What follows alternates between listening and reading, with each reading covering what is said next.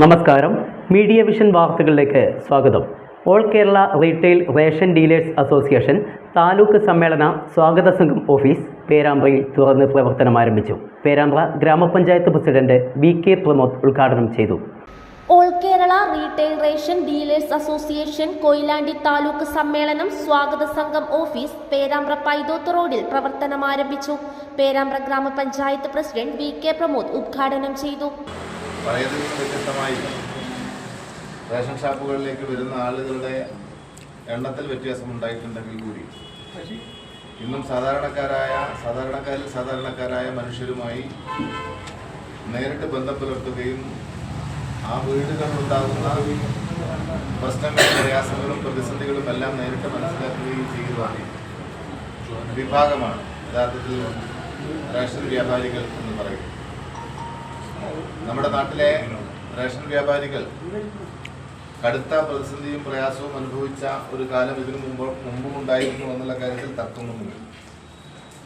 വലിയ തോതിലുള്ള നഷ്ടങ്ങൾ സഹിച്ചും വലിയ തോതിലുള്ള പ്രയാസങ്ങൾ സഹിച്ചും ഈ മേഖലയിലുള്ള സിവിൽ സപ്ലൈസ് ഉൾപ്പെടെയുള്ള മേഖലകളിലെ ഉദ്യോഗസ്ഥന്മാരുടെ പീഡനങ്ങൾ സഹിച്ചും ഈ കേരളത്തിൽ പ്രവർത്തിച്ചു കൊണ്ടിരുന്ന ഒരു വിഭാഗം എന്നുള്ള നിലയിൽ വലിയ പ്രതിസന്ധിയായിരുന്നു ഒരു ഘട്ടത്തിൽ റേഷൻ വ്യാപാരികളെ സംബന്ധിച്ചിടത്തോളം. എന്നാൽ പിന്നൊരു ഘട്ടം വന്നപ്പോൾ റേഷൻ വ്യാപാരികളെ പരിഗണിക്കുന്ന നിലയിലേക്കുള്ള സംവിധാനങ്ങൾ സർക്കാർ സംവിധാനത്തിലൊക്കെ തന്നെ ഉയർന്നു വന്നപ്പോൾ ആത്മാഭിമാന ബോധത്തോടുകൂടി അല്ലെങ്കിൽ നാട്ടിലെ മറ്റു തൊഴിലാളികളെ പോലെ തന്നെ ജീവനക്കാരെ പോലെ തന്നെ അഭിമാനത്തോടുകൂടി ജീവിക്കാനും പ്രവർത്തിക്കാനുമുള്ള അവസരം റേഷൻ വ്യാപാരികളുടെ ഭാഗത്തു നിന്നുണ്ടായി അല്ലെങ്കിൽ അവർക്കും ഉണ്ടായി എന്നുള്ളത് വസ്തുതയാണ്. AKRRDA താലൂക്ക് പ്രസിഡന്റ് പുതുക്കോട്ട് രവീന്ദ്രൻ ചടങ്ങിൽ അധ്യക്ഷത വഹിച്ചു.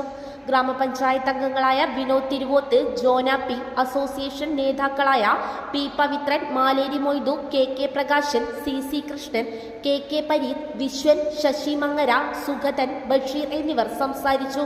ജൂൺ 10 പേരാമ്പ്ര കമ്മ്യൂണിറ്റി ഹാളിൽ നടക്കും.